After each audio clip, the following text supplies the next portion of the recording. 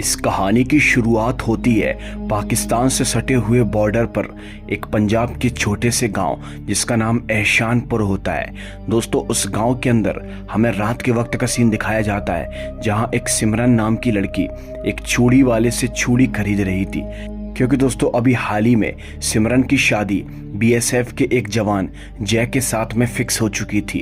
इसीलिए वो यहाँ पर बहुत ज़्यादा खुश होती है और जब वो चूड़ी खरीद लेती है तो वो चूड़ी वाला वहाँ से चला जाता है। जिसके बाद में दोस्तों सिमरन फ़ोन पर अपने होने वाले पति जय से बात करने की कोशिश कर रही थी कि तभी अचानक से उसे कुछ आवाज़ें सुनाई देती है। अब तभी दोस्तों हमें दूसरी तरफ उसी चूड़ी वाले को दिखाया जाता है जिसकी साइकिल कोई अचानक से गिरा देता है और दोस्तों उस चूड़ी वाले को कोई झाड़ियों में घसीटता हुआ ले जाता है। और दोस्तों कुछ देर के बाद जब सिमरन यहाँ पर आती है तो दोस्तों वो अपनी आंखों के सामने उस चूड़ी वाले को मरा पाती है, जिसे देखकर वो बहुत तेज चिल्लाती है। अब उस बूढ़े आदमी को मारने में किसका हाथ था ये आप वीडियो में आगे देखते चलिए। अब तभी दोस्तों दूसरी तरफ हमको दिखाया जाता है बीएसएफ के जवानों को, जहां पर उनका जो रेडियो होता है वो पूरी तरीके से खराब हो चुका था, जिससे कि वो किसी से भी कनेक्ट नहीं कर पा रहे थे। और वहीं दोस्तों दूसरी तरफ हमको दिखाया जाता है इनके जो बॉर्डर के तार होते हैं वो अचानक से टूट जाते हैं। वहीं एक बीएसएफ का जवान ये देखने के लिए जाता है कि आखिरकार ये सब कुछ किसने किया। उसे लगता है कि शायद कोई घुसपैठिया पाकिस्तान से इंडिया के अंदर आ चुका है, लेकिन दोस्तों वो भी ये सब देख ही रहा था कि तभी अचानक से वो जो तार होते हैं वो उसके पैर को जकड़ना शुरू कर देते हैं, जिससे कि उसे बहुत ही भारी चोट लगती है। अब तभी दोस्तों कुछ ही देर के बाद हमको दिखाया जाता है यहाँ पर वही बीएसएफ का जवान जय आता है, जिससे कि सिमरन की शादी होने वाली है। और दोस्तों जय यहाँ पर आकर बहुत ज़्यादा डर जाता है और तभी वो अपनी बंदूक चलाने की कोशिश करता है, लेकिन दोस्तों उसकी गन पूरी तरह से जाम पड़ चुकी थी। जय ये सब देखकर बहुत ज़्यादा डर चुका था कि आखिरकार इनके बॉर्डर पर ये कौन आ चुका है। ये सिर्फ कुछ ऐसी चुनिंदा घटनाएं नहीं थी, बल्कि गांव के अंदर ऐसी कई सारी घटनाएं हो रही थी। सारा गांव यहाँ पर बहुत ही ज्यादा दहल चुका था। गांव वाले एक अजीब से शैतान को देखने का दावा करते थे। गांव वाले बोलते हैं कि हम ये बात अच्छे से जानते हैं कि ये सब कुछ किसी इंसान का नहीं बल्कि किसी शैतान का काम है, और इसी वजह से दोस्तों सारे के सारे गांव वाले इस गांव को खाली करने के लिए तैयार हो जाते हैं। लेकिन दोस्तों जो जय होता है वो सारे के सारे गांव वालों को समझाता है और बोलता है कि अगर आप इस गांव को खाली करके चले जाएंगे तो पाकिस्तान के घुसपैठिए यहाँ पर आ जाएंगे, जिसके बाद में ये लोग इस गांव पर कब्जा कर लेंगे। इसीलिए आपको इसी गांव के अंदर रहना है। मैं आपसे वादा करता हूं कि इस गांव के अंदर कोई भी शैतान भटक रहा हो, मैं उससे आप लोगों की रक्षा जरूर करूंगा। जय दोस्तों उस वक्त उन गांव वालों को अच्छी तरीके से समझा लेता है, लेकिन हमको दिखाया जाता है जिस वक्त पर ये लोग बातें कर रहे थे तभी दोस्तों इनकी बातें वही शैतान सुन रहा था। उसके पैर हमको दिखाए जाते हैं।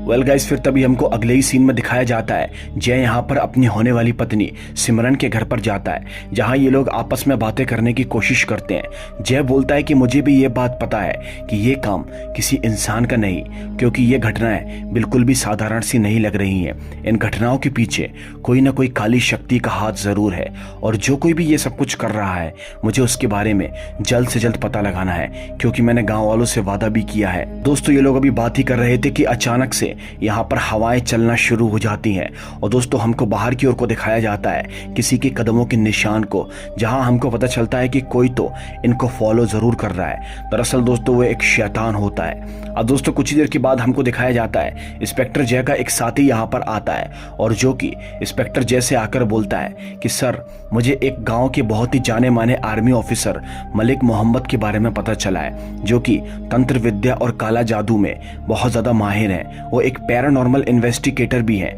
जो कि हमारी मदद जरूर करेंगे। वो पता लगाएंगे कि गांव के अंदर किस शैतानी शक्ति का वास है। अब दोस्तों जो जय होता है वो अपने साथी से बोलता है कि जल्द से जल्द जाकर मलिक मोहम्मद साहब को यहाँ पर लेकर आओ। एनीवेज गाइस अब तभी हमको यहाँ पर रात के वक्त की सीन दिखाया जाता है। रात के वक्त पर हम देखते हैं जय अपनी ड्यूटी कर रहा था कि तभी अचानक से जो उसकी होने वाली पत्नी सिमरन होती है वो उसके लिए खाना बनाकर लेकर आई हुई थी, और सिमरन उसे खाना खिलाने की कोशिश करती है। लेकिन दोस्तों वो जैसे अपने टिफिन को खोलती है तो उसकी आंखें फटी की फटी रह जाती हैं, क्योंकि खाने की जगह उस टिफिन के अंदर कीड़े और मकोड़े थे, जिसे देखकर सिमरन और जय बहुत ही ज्यादा शॉक हो जाते हैं। सिमरन तो बोलती है कि मैं अभी इसको फ्रेश बनाकर लेकर आई थी, लेकिन जय सिमरन से बोलता है कि तुम चिंता मत करो, तुम अपने घर पर जाओ, मैं यहीं से कुछ खा लूंगा। और फिर तभी दोस्तों हमको दिखाया जाता है सिमरन उसी रात को अकेले अपने घर पर जाने की कोशिश करती है। जब सिमरन रास्ते में जा रही थी तो दोस्तों कोई तो उसका पीछा कर रहा था कि अचानक से सिमरन पीछे मुड़कर देखती है और कोई उसका दुपट्टा खींच लेता है। और दोस्तों कुछ ही देर के बाद जब वो अपने दुपट्टे को हटाने की कोशिश करती है तो दोस्तों उसके दुपट्टा हवा में उड़ जाता है, विच मीन्स कि वो शैतान अब सिमरन के पास आ चुका था। सिमरन अपनी जान बचाकर यहाँ से भागने की कोशिश करती है और अपने घर पर चली जाती है। वो ये सारी बातें अपनी माँ को भी बताने की कोशिश करती है, लेकिन दोस्तों इनके घर की लाइट अचानक से फ्लिकर होना शुरू हो जाती है और एकदम से दोस्तों वो जो शैतान होता है वो सिमरन के पास में आ जाता है, उनके सामने आ जाता है।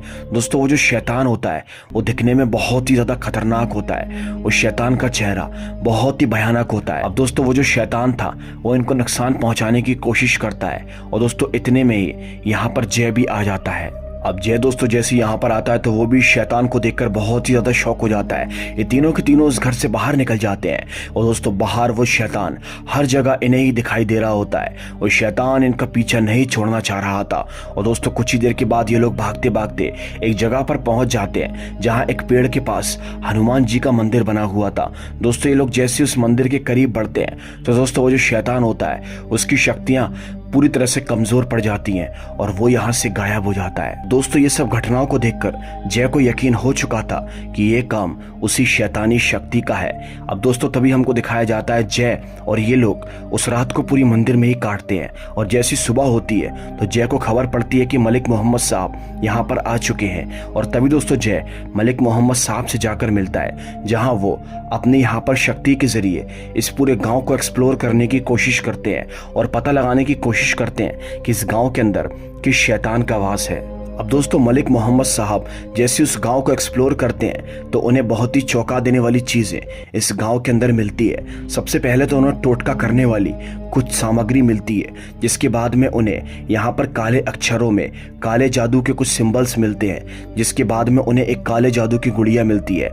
मलिक मोहम्मद साहब भी देखकर समझ जाते हैं कि उस शैतान को इस गाँव के अंदर किसी ने भेजा है, वो खुद अपनी मर्जी से नहीं आया है। लेकिन अब ये काम किसका है वो इसी के बारे में पता करने की कोशिश करते हैं। एनीवेज गाइस फिर तभी हमको रात के वक्त का सीन दिखाया जाता है और रात के वक्त पर दोस्तों हम देखते हैं मलिक मोहम्मद साहब अपनी शक्ति के जरिए उस शैतान को अपने पास बुलाने की कोशिश करते हैं और दोस्तों वो अपने काम में कामयाब भी हो जाते हैं। वो शैतान यहाँ पर सामने आ जाता है और दोस्तों जय जैसे ही उस शैतान को देखता है तो वो उस शैतान को पहचान जाता है कि आखिरकार ये कौन है। जय मलिक साहब को बताता है कि ये शैतान कोई और नहीं बल्कि वही पाकिस्तानी एक सैनिक है जिसको एक दिन बॉर्डर क्रॉस करते हुए इन लोगों ने जान से मारकर खत्म कर दिया था और इसी जगह पर इसी बॉर्डर के आसपास इन लोगों ने उसे दफना दिया था। दोस्तों जैसे यहाँ पर वो ये बात सुनते हैं तो मलिक साहब दोस्तों जैसे बोलते हैं कि मुझे इसके कंकाल के पास लेकर चलो। और दोस्तों जैसे ही जय उसे उसकी कब्र के पास लेकर जाता है तो दोस्तों ये लोग पाते हैं कि उसकी कब्र के अंदर से उसका कंकाल गायब हो चुका था।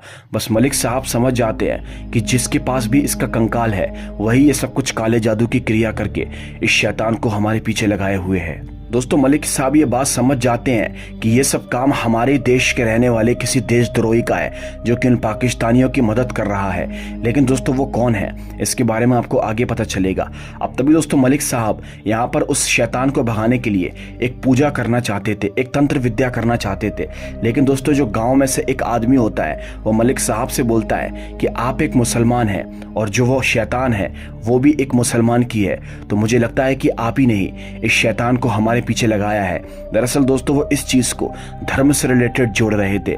लेकिन दोस्तों यहाँ पर जो इंस्पेक्टर जय और मलिक साहब होते हैं वो उस आदमी को समझाते हैं कि हम मुसलमान जरूर हैं लेकिन हमारी पूरी पीढ़ियों ने अपनी जान की ना परवाह करते हुए इस देश की सेवा की है और आज जब हमारे देश पर बात आई है तो हम लड़ने और मिटने को तैयार हैं। दोस्तों यहाँ पर इंस्पेक्टर जय बोलता है कि आपकी ऐसी घटिया सोच की वजह से ही आज हम टुकड़ों में बटे हुए हैं, हमें एकता की बहुत ही जरूरत है। तो दोस्तों यहाँ पर मलिक साहब भी यहाँ पर तैयार हो जाते हैं उस शैतान को भगाने के लिए और एक तंत्र विद्या करने के लिए।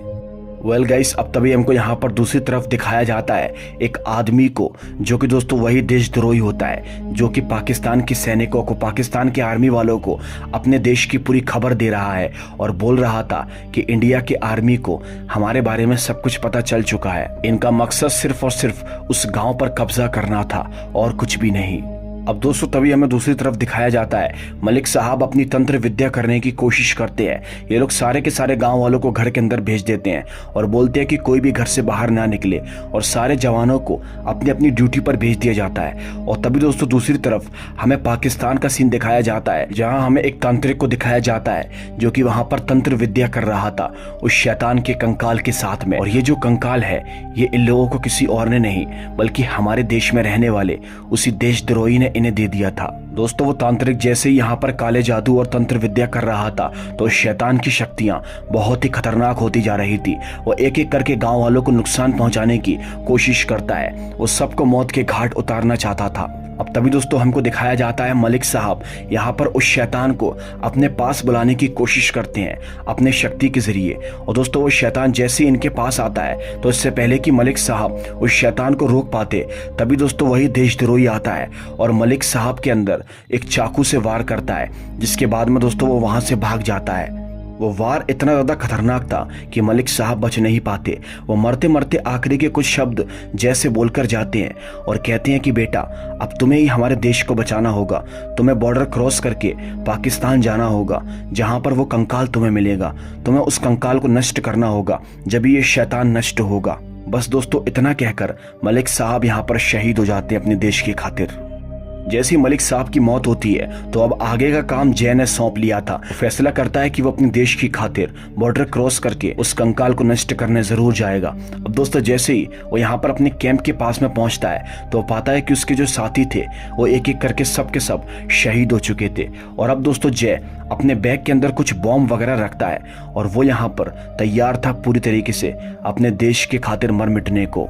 एनीवेज गाइस अब तभी हमको दिखाया जाता है जय फौरन ही अपना सामान पैक करके बॉर्डर क्रॉस करके पाकिस्तान में एंटर कर जाता है, जिसके बाद में वो पाकिस्तान के सैनिकों को एक एक करके गोलियों से भूनना शुरू कर देता है। वो दोस्तों उन लोगों को मारकर फाइनली उस जगह तक पहुंच जाता है जहां पर वो तांत्रिक साधना कर रहा था, जहां पर वो कंकाल था। अब जय ये बात जानता था कि वो अकेला इन सब का मुकाबला नहीं कर सकता, इसलिए दोस्तों वो पूरी तैयारी के साथ में आया हुआ था। अब दोस्तों जय यहाँ पर एक जगह पर छुपकर उसी जगह पर एक बहुत बड़े बॉम्ब को ब्लास्ट करवा देता है, जिसकी वजह से दोस्तों वो सारे के सारे लोग मारे जाते हैं और अब बचा था तो वो शैतान का कंकाल। तो दोस्तों जय उस कंकाल के करीब बढ़ता है, उसके हाथ में पाक आवे जमजम का पानी था जो कि उसे मलिक साहब ने दिया था। वो उस आवे जमजम के पानी से उस कंकाल को पूरी तरह से नष्ट कर देता है, जिसकी वजह से दोस्तों वो जो शैतान होता है वो भी पूरी तरह से नष्ट हो जाता है। अब जय ने दोस्तों अपने देश की जान को बचा ही लिया था।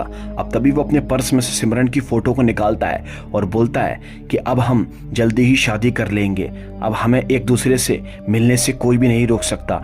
बस जय ने इतनी बात बोली ही थी कि पीछे से कोई पाकिस्तान का सैनिक आता है और जय को मार डालता है, वो उसके ऊपर वार कर देता है और जय दोस्तों अपने देश की खातिर शहीद हो जाता है।